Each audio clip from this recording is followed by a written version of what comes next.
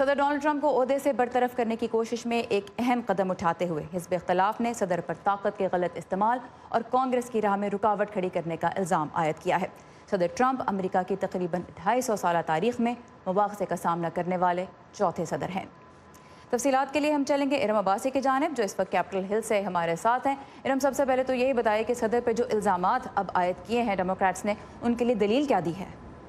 جی بالکل، ڈیموکریٹس کی جو اکثریت کی جوڈیشری کمیٹی ہے اس نے کل جو ہے 2 الزامات صدر ٹرمپ پہ لگائے ہیں امپیچمنٹ کے سلسلے میں، جس میں پہلا یہ ہے کہ انہوں نے اپنی طاقت کا بے جا استعمال کیا، اور دوسرا ایلیگیشن یہ لگایا گیا ہے کہ obstructing of کانگریس کو سے بالا تر ہو کر انہوں نے فیصلے لیے۔ یہ الزامات انہیں اس کال کی روشنی میں لگائے گئے جو جون میں کہا جاتا ہے کہ انہوں نے یوکرین کے پریزیڈنٹ کو کی اور ان کو مالی امداد، فوجی مالی امداد روس کے خلاف لڑنے کے لیے اس لیے روکی تاکہ وہ فیور حاصل کر سکیں جو ان کے حریف ہیں، سیاسی حریف جو بائیڈن، جو 2020 میں ممکنہ طور پر ان کے خلاف کھڑے ہوں گے، ان کی تحقیقات اور ان کی بیٹی کی تحقیقات کے لیے انہوں نے فیور لینے کے لیے ان پر الزام ہے کہ وہ ٹیلی فون کال کی، جس کے سلسلے میں ان پہ امپیچمنٹ کا یہ سلسلہ چل رہا ہے۔ اور اب آگے یہ ہوگا کہ جوڈیشری کمیٹی، جہاں پر ڈیموکریٹس کی اکثریت ہے، وہ ووٹ کریں گے کہ کیا اس کو لوور ہاؤس میں بھیجا جائے یا نہیں۔ لوور ہاؤس میں اگر وہ چلا جاتا ہے تو لوور ہاؤس میں بھی ڈیموکریٹس کی اکثریت ہے، تو ممکنہ طور پر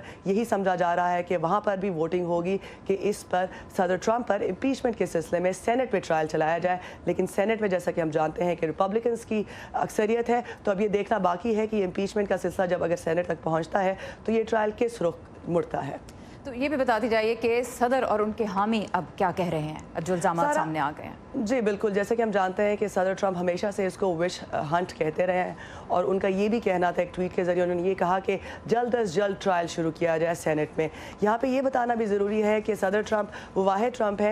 واحد صدر ہیں جنہوں نے امپیچمنٹ کے سلسلے میں اپنے ڈیفنس لائرز جو ہیں وہ ہیئرنگ میں نہیں بھیجے تھے، کیونکہ ان کا یہ ماننا ہے کہ وہ سینٹ میں جا کر اپنا دفاع کریں گے۔ سینٹ میں جیسا کہ میں نے بتایا کہ ریپبلکنز کی اکثریت ہے، وائٹ ہاؤس نے کل بھی یہی کہا ہے کہ وہ سینٹ میں ہیئرنگ کا ٹرائل کا انتظار کریں گے۔